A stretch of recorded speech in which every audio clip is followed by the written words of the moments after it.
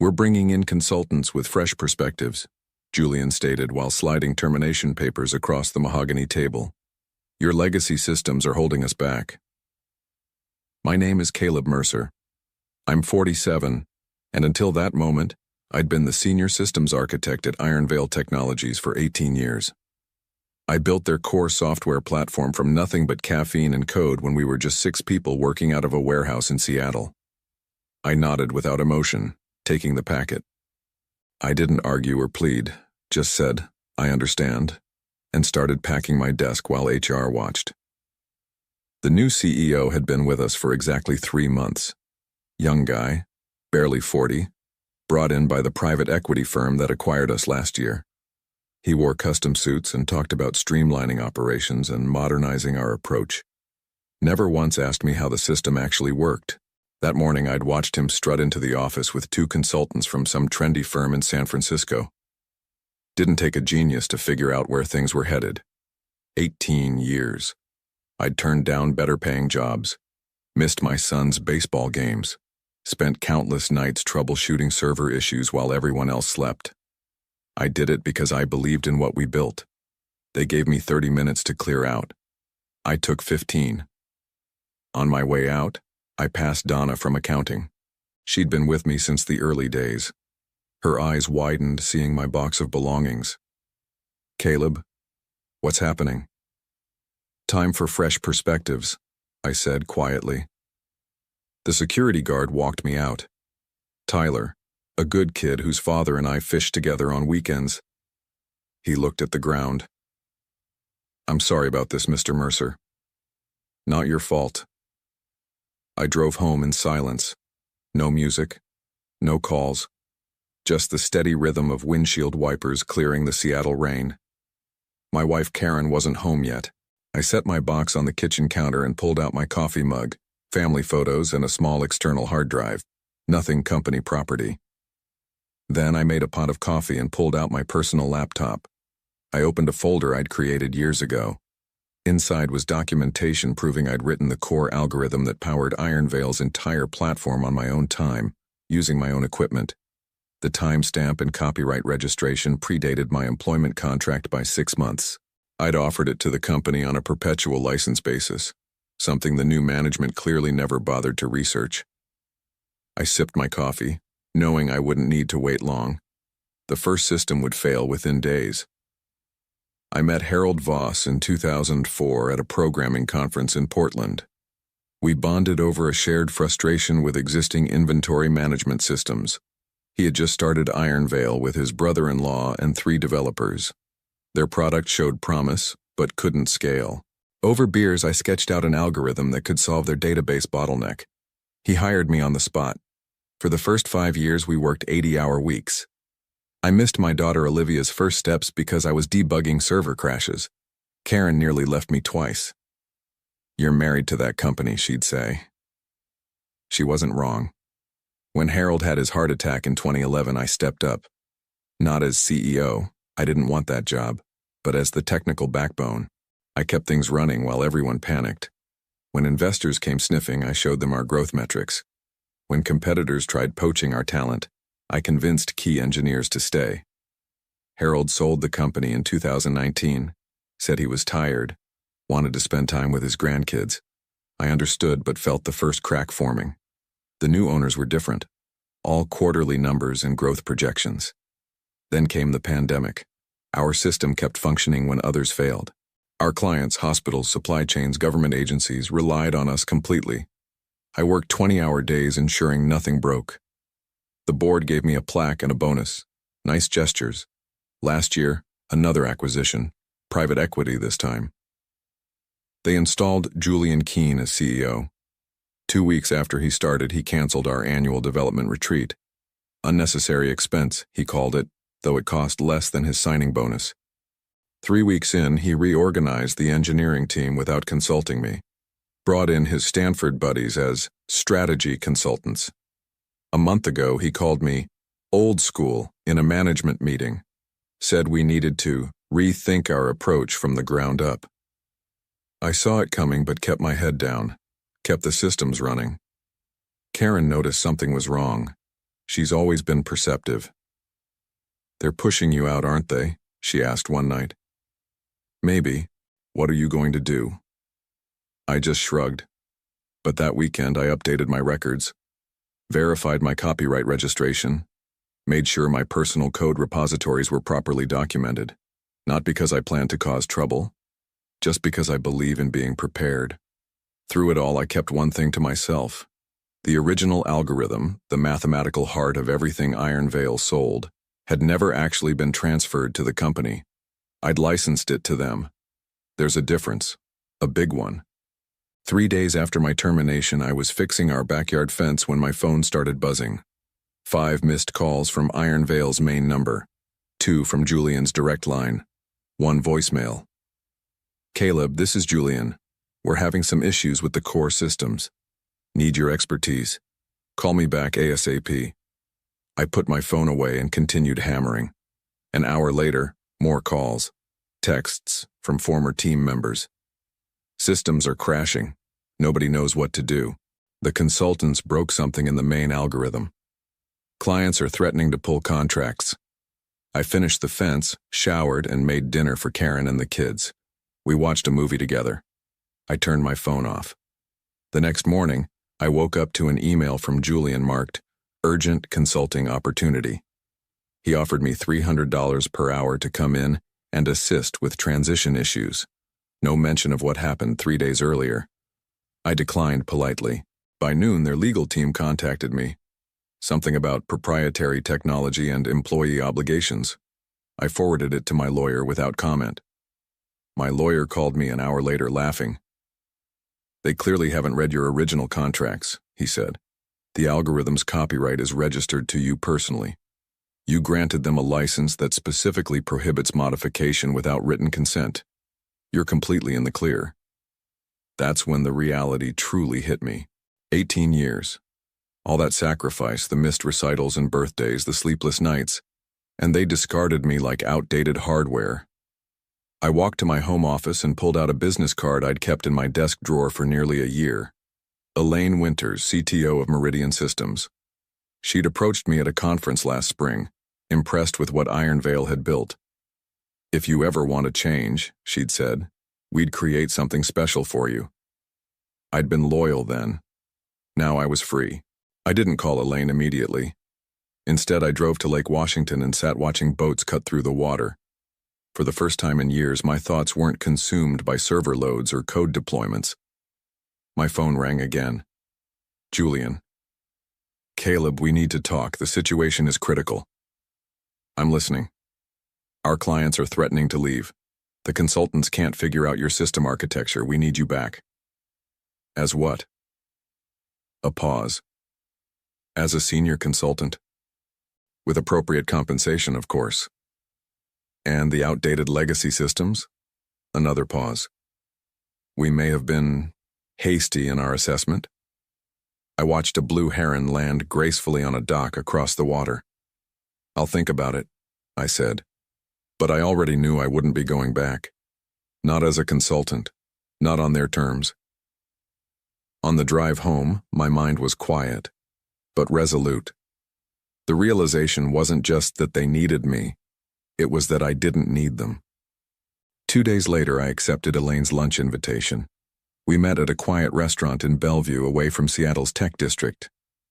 I heard about Iron Veil's situation, she said after we ordered.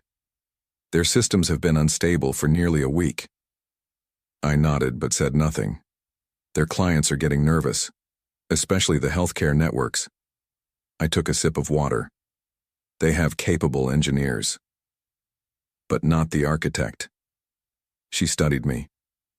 You built something remarkable there, Caleb. Something that shouldn't be lost because of corporate short-sightedness. She slid a folder across the table. Inside was a job offer. Chief Innovation Officer. Twice my previous salary. Equity. A team of my choosing. We want to build the next generation of what you created, she said, but with you properly valued this time. I told her I'd think about it, wanted to discuss it with Karen first. When I got home, there was a black sedan parked outside our house. Two men in expensive suits stood on my porch, Iron Veil's lawyers. "Mr. Mercer," the older one said, "we've been trying to reach you regarding an urgent company matter." "I'm not with the company anymore. This concerns intellectual property developed during your employment. We'll need all your personal devices for examination. Standard procedure in these situations." I knew what they were after. Evidence that I'd taken company code or used company resources to develop my algorithm. Something to invalidate my copyright.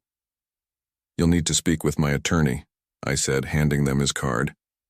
"I have nothing else to discuss." That evening, Julian called again. "Your lawyer is being difficult," he said. "This could get messy, Caleb. Legal battles, public statements. None of us want that." "What do you want, Julian?" "Come back. 6 months, full salary, help the transition team understand the systems, and we'll part ways amicably. The company keeps all rights to the technology, and you get a clean break." "The core algorithm was never Iron Veil's property," I said. "I licensed it to the company before I was even an employee." Silence. Then, "That's absurd. Everything you developed was work for hire. Check the original licensing agreement from 2004, it's still binding. That documentation doesn't exist. We've been through everything. Harold kept a copy. I kept a copy. The Copyright Office has a copy." More silence. "We'll need to verify that claim," he finally said, voice tight. "Take your time." The next day, they locked out all my former team members' access while the consultants attempted a system rebuild. By evening, 3 client servers had crashed completely. Karen found me in the garage methodically organizing tools I hadn't touched in years. "They're imploding, aren't they?" she asked. I nodded. "Does that make you happy?" I put down the wrench I was holding. "No. Good people work there. They don't deserve this." "Neither did you," she said softly. The following morning, Iron Veil's stock dropped 20% when news broke about critical system failures. My former team members started texting. "What did you do? Did you sabotage something before leaving?" I responded to each one the same way. I did nothing. They modified a licensed component without permission. By afternoon, Julian had gone from threats to bargaining, offering me a substantial consulting contract and public apology. I didn't respond. That evening, one of the consultants found the licensing agreement in Harold's archived files. Within an hour, Iron Veil's legal team contacted my attorney with a completely different tone. The trap they'd set had collapsed around them instead. A week after my termination, I met Harold for lunch. He'd been retired for 3 years but still kept tabs on the company he'd founded. "They really stepped in it," he said, shaking his head. "Trying to rebuild your algorithm from scratch? Idiots." We were sitting at his favorite diner in Tacoma, away from anyone who might recognize us. "Did you know this would happen?" I asked. Harold stirred his coffee. "I knew they didn't understand what they bought. These private equity guys never do. They see numbers, not architecture." He pulled out a worn folder from his briefcase and slid it across the table. "Remember this?" Inside was our original partnership agreement from 2004. Not the company employment contract, the personal agreement between Harold and me. It stated clearly that the algorithm remained my intellectual property, with Iron Veil receiving an exclusive perpetual license contingent on my continued employment or mutual separation agreement. "You protected me back then," I said. Harold nodded. "You were taking a risk joining a startup. I wanted you to keep ownership of your creation if things went south." "Did you tell the new owners?" "I tried. Mentioned it during due diligence. They weren't interested in technical details from the past." He made air quotes with his fingers. "Just wanted the assets and client list." That's when the full picture came into focus. Julian hadn't just fired me on a whim. The private equity firm was planning to strip Iron Veil for parts, sell off the client relationships and proprietary technology separately for maximum profit. They needed me gone because I was the only one who truly understood how everything connected. My termination wasn't about fresh perspectives. It was about making their asset stripping easier.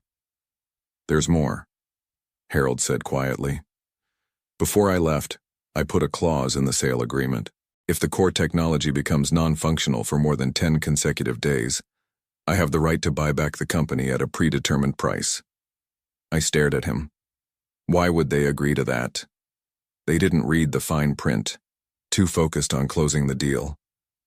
He smiled. "Also, I told them it protected their investment if the technology failed. So you can buy it back." "We can buy it back," he corrected. "I've got some money set aside and a few of the original investors are interested, but we'd need you." The pieces were shifting in my mind. Not revenge exactly. Something more precise. A correction. That evening, I received an email from an anonymous account. Inside was evidence that Julian and the consultants had been planning to sell our healthcare division to a competitor, a move that would have violated client confidentiality agreements and potentially exposed patient data. One of my former team members was clearly feeding me information. I forwarded it to my lawyer. The next day, 3 major clients announced they were suspending their contracts with Ironvale due to reliability concerns. Their combined business represented 40% of the company's annual revenue. By the weekend, the board called an emergency meeting. Julian was placed on administrative leave. On day 9 of the system failures, Ironvale's general counsel reached out with a settlement offer, a 7-figure payment in exchange for immediate license reinstatement. I didn't respond. That night, Karen and I sat on our back deck watching the sunset. "Harold wants to buy the company back," I told her. "With you? With me?" She took my hand. "Do you want that?" I thought about my 18 years, the code, the late nights, the missed family moments. "Not sure yet," I said honestly. Tomorrow would be day 10. Day 10 arrived with Ironvale's systems still offline. Financial analysts were predicting bankruptcy if the situation continued. Former colleagues reported the office was half empty, either layoffs or resignations. I met with Harold and my attorney at a private office downtown. Elaine from Meridian joined us by video call. "The board is desperate," my lawyer explained. "They've offered $3 million for a permanent license transfer." "And if we wait?" I asked. "Harold's buyback clause activates at midnight. The predetermined price is $8 million for the entire company." Harold leaned forward. "I've secured $4 million in backing. The other 4 would have to come from new partners." All eyes turned to Elaine on the screen. "Meridian is prepared to partner," she said. $4 million for 40% stake, contingent on Caleb joining as CTO with appropriate equity. I hadn't expected this twist. "I thought you wanted me at Meridian." "This is better," Elaine replied. "You'd be rebuilding something that matters to you, with the right team and support. And our companies could develop joint ventures that benefit both." My mind raced through possibilities. Taking back Ironvale would mean saving jobs, protecting client relationships built over decades, continuing work I believed in. "There's one more thing," I said. "The current employees. Many stayed loyal despite everything. They deserve protection." "Agreed," Harold said. "No layoffs for at least 6 months, and an employee ownership program." I nodded. "Then I'm in." We spent the day preparing documentation. My lawyer drafted the license transfer agreement, with specific conditions. Harold contacted board members who'd worked with him before, explaining the situation. Elaine prepared the partnership terms. At 5 p.m., we submitted formal notice of Harold's intent to exercise his buyback option. At 6 p.m., Julian called, panic evident in his voice. "Caleb, whatever you're being offered, we'll double it. Just fix the systems today." "It's not about money," I said. "Then what? A public apology? Your old job back, name it." "It's about building something that lasts, something that matters. This is business, not some idealistic." I hung up. By 8 p.m., Julian had been officially terminated by the board. They reached out directly, desperate to avoid the buyback. "We've made mistakes," the chairman admitted, "but we can still make this right." "You're right," I agreed. "By honoring Harold's buyback clause and facilitating an orderly transition, At 11:30 p.m., 30 minutes before the deadline, they conceded. The board approved Harold's buyback. Meridian's partnership was accepted. The paperwork was signed. At midnight, I sat at my kitchen table and wrote a simple email to my former team. The algorithm will be reinstated tomorrow morning. Iron Veil is under new ownership. No jobs will be lost. I'll explain everything at the all-hands meeting. Caleb. Karen sat beside me as I hit send. So you're going back, she said. Not back. Forward. I closed my laptop. Different company now, different terms. You'll be busier than ever. For a while, I admitted, but this time, I won't miss the important stuff. She smiled, skeptical, but supportive. The next morning, I drove to the office for the first time since my termination. People stared as I walked through the lobby. Some looked confused, others relieved. Donna from accounting hugged me in the elevator. What happened? She whispered. Long story, I said. But the short version? Sometimes you have to let something break to fix it properly. The conference room was packed for the all-hands meeting. Harold stood at the front, looking energized despite his age. Elaine joined by video. I took my place beside them, feeling the weight of what we were about to rebuild. It wasn't revenge. It was restoration. 6 months after regaining control of Iron Veil, we held a product launch at the Seattle Convention Center. The room was packed with clients, industry analysts, and media. Harold opened with the company's history and vision. Elaine spoke about our partnership with Meridian. Then it was my turn. I stepped to the podium, aware that Julian was sitting in the back row. He'd landed at a competitor and was clearly there to gather intelligence. Today we're unveiling Integrasphere, I said. A completely reimagined system architecture that builds on our core strengths while embracing new possibilities. The screens behind me displayed the interface, streamlined, powerful, elegant. What makes this system unique isn't just the technology, it's the people behind it. Our team, many who've been with us for over a decade, built this together. I nodded to the front row where my development team sat. And we've restructured our company so they have an ownership stake. Their commitment deserves nothing less. The audience applauded. I noticed Julian shifting uncomfortably. We've also established the Iron Veil Foundation, which will open source select components of our technology for use in education and public service.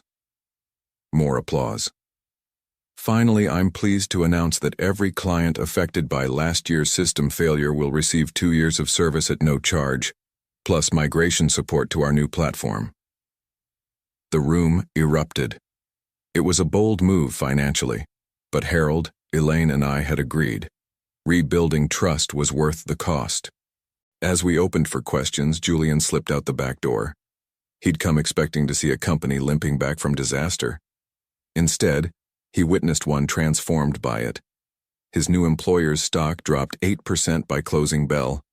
Sometimes the best revenge isn't striking back, it's rising higher.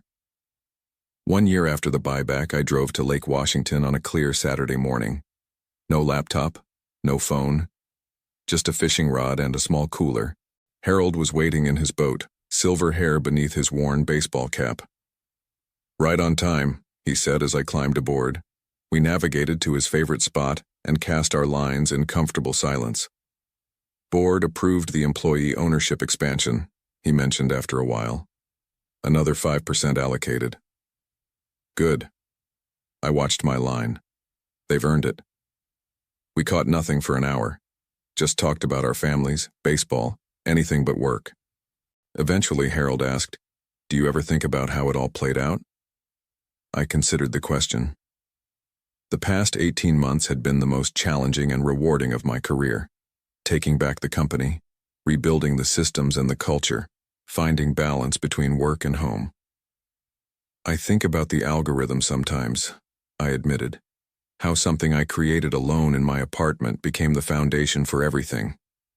Regrets? I shook my head. I could have left for another job. Started my own company, but I stayed because I believed in what we were building together. And now? Now I know the difference between loyalty and ownership. between building something and belonging to it. My line suddenly went tight. I stood, carefully reeling in a decent-sized bass. After we got it in the boat, Harold laughed. Still got the touch. Later, as we headed back to shore, I noticed the Ironvale building visible in the distance, its logo catching the sunlight. It wasn't the same company anymore. Better in some ways, still finding its way in others, but it was ours, not just mine, not just Harold's or Elaine's. Everyone who built it, piece by piece. Some things you can't own alone, some things you shouldn't.